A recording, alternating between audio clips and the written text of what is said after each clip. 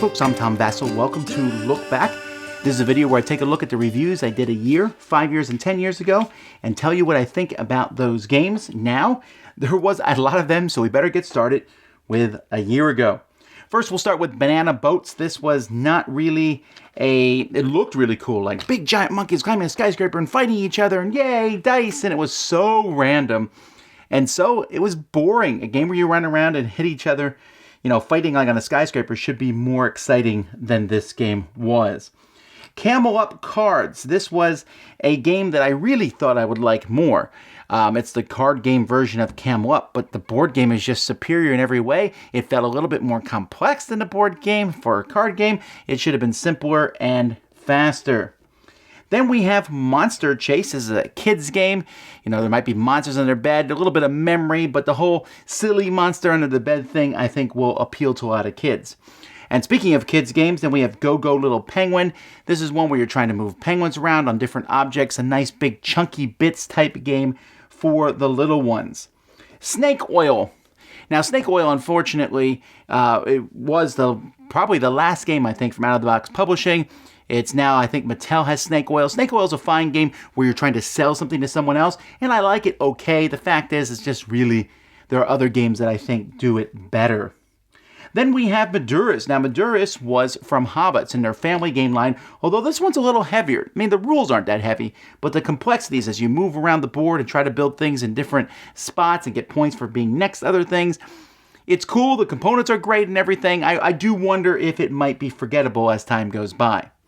Cthulhu in the House. I always like these in-the-house style games. We play Rumble in the House, Rumble in the Dungeon. This is Cthulhu in the House. It's just a very simple game. Move some pieces, kill different pieces, and eventually one person standing, and hopefully it's the one you pick. This is the same thing, but with a Cthulhu theme. Then we have Fields of Green. This is the updated version of Among the Stars. I like the Among the Stars theme better, but I think Fields of Green game is slightly better with 4 different decks of cards that you're drawing from, and then you're going to put these cards in your hand and draft them. Placing them in front of you, different fields will get you points in different ways or provide you resources to get you points. A very solid game. Then we have Helis. Now, Helis is an unfortunate forgotten game, and it really shouldn't be. It has a whole bunch of little pyramids. It's very mean as you're trying to control different areas on the board and connect them together and cut off the other players. Wow, this game is a very cool game with, I think, maybe a boring theme, even though it has the little pillars. And I don't know if that it just didn't really attract people that much. Then we're going to go to Cottage Garden. Now, Cottage Garden is the first of a trilogy of tile-laying games. In fact, Indian Summer, I'll be taking a look at this week. Great game. But the Cottage Garden, very easygoing. Fill in a grid. I wonder if Barren Park is a better game. I shouldn't say I wonder. I think Barren Park's a better game, but I still like Cottage Garden, how nice and lightweight it felt as you're just putting things in, filling in a grid. It's kind of like Tetris, the relaxing game. Then we have Oracle of Delphi. Oracle of Delphi is a Stefan Feld game, which does not feel like one of his games. This is a game in which you are basically racing around, trying to go and get a whole bunch of tasks done by using dice and drafting dice and using the dice special abilities with god powers and stuff. It's a really cool game, and you should definitely give it a whirl. BattleCon War of Endines. Meld and I took a look at that one. This one has fallen slightly just because of the complexity and because I have 6 kabillion characters in the box. And to get it out and teach it and then learn them, this is a game you're going to be good at or you're going to get your butt kicked by somebody that you play against because there really is a learning curve to it. Still a very excellent game that accurately simulates a Street Fighter Mortal Kombat type experience. Then we have Welcome Back to the Dungeon. Welcome Back to the Dungeon is a sequel to Welcome to the Dungeon. Pretty much the same game with 4 new characters and some big boss monsters. I like them both equally, really, and I like the fact that you can mix them together. Fun, really good push your luck game. And then finally, Dixit Revelations. Of course, I like all Dixit games. This is one of my favorite expansions, if only because it has some really great artwork, some gold foil, just really cool cards. That's pretty much that. Okay, 5 years ago. Now here we get a little bit unfortunate because 5 years ago I reviewed a ton of games. And the vast majority of them, there's very few games that I'm going to talk about here that I think are bad, but they're just forgettable. I had to go back and look up most of these and say, what were these games even about? It's only been 5 years, but We'll see. I mean, and again, you might say, well, if they're forgettable, you shouldn't recommend them. But I don't know. I mean, they were fine games. There's nothing wrong with them. I just, they didn't last. We'll start with some that weren't so fun. We have 7-Card Samurai, which I didn't like, just collecting cards and such, but it was very, very lucky, and I thought the theme didn't work at all. And then Stop and Go, which is kind of an Uno-style game of different colors and shapes, and wasn't very colorblind friendly. The theme, just not a very good game overall. Now, here's the ones that are okay. Err King. Err King is a game in which you are flying airplanes across the board and you're moving them. It's like this one can move here, this one. It's okay. It's an interesting thought process, very light game. Err King. Fear and Greed, I gave this one initially a good review, but it was like a party game more than a stock market game, and it just a little too lucky for me. I wouldn't really play this one nowadays. Rainbow 7. Rainbow 7, another one of those games where it's kind of a variation on Uno, and I just don't really want to play Uno variations these days. And this one just isn't very interesting to look at. Oh No Invasion. This one I like. It has guts, it has gumption. It's a little cooperative game. There wasn't a ton of cooperative games when this one came out about putting aliens in front of you and getting rid of these aliens. Basically color matching and stuff. It works. Then we have Hetrick, which is a cool little game about putting these tiles down and matching together the dots on the sides. Really neat pieces, really nice idea, but as I said, forgettable. Army vs. Aliens. This is roll dice. You roll some dice, I roll some dice, we attack each other. Light, silly, simple fun. I'm not going to say forgettable again, but Iota. This one, unfortunately, was forgotten. It's okay, right? It's very similar to Quirkle as you put these cards down and you're matching colors and shapes and things like that. It has 3 ways to match over Quirkles too, so it might be the better game. Really small box. This was a micro game before micro games existed, but it's fun. Voluspa. This is a game that you would think I would love.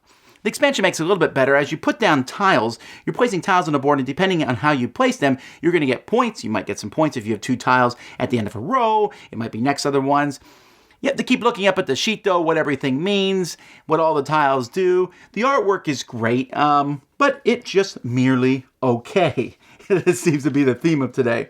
Then we have Expedite, which is a game about moving goods from one side to the other, collecting cards, almost Ticket to Ride-ish to some degree. And the graphics and stuff were not as good as they could have been. Then we have Fandooble. Fandooble is a game about dragons, and again, going in and collecting treasure and stuff. Meh. I'm really starting to feel better. Villagers and Villains. Now, this game has actually, for some reason, this one was not forgotten. This one I still hear being talked about every once in a while. It won some awards and stuff. As you play these cards out, I think part of it's the artwork. In the long run, you're getting a little economy going with some take that and get some coins and fight dragons and things. It's fine, but for me, it hasn't held up as well. Okay, let's get to some good games. I don't want this to sound like an all-forgettable thing. We have Coup. Coup, one of the most popular games ever designed, has sold a gazillion, where you're just determining whether someone else has lied or not. Works really well. Since it's come out, after the original version, the Indie Boards and Cards did a really nice version of it. Construction Zone. This one has been forgotten by most people, but I like this game. In fact, I tried to design a game built around the mechanisms of this game where you were drafting cards into your hand like Tickets Ride style, but as time went by and you bought other cards and used those cards went into the deck and could come out. So think of this like Ticket to Ride, but you can get into wilds, but as the game goes by, the cards in that Ticket to Ride deck get better and better. I like the concept. It was a simple game, but fun. Then we have Avalon. Avalon, or Resistance Avalon. This is, oddly enough, considered almost a completely different game than Resistance, even if there's one card difference and a completely different theme. I really like it. I like the addition of Merlin. This Merlin has been an idea where one person knows who the bad guys are, but then if he's figured out he's caught, has been used in so many other games. Still a cool setup. Fist of Dragonstones. Fist of Dragonstones did not come out 5 years ago, but I just reviewed it then. This is a really great game from Bruno Fedduti in which you have a bunch of cards and you are bidding on them, blind bidding. When you get these cards, they give you special powers. You are trying to eventually get Dragonstones.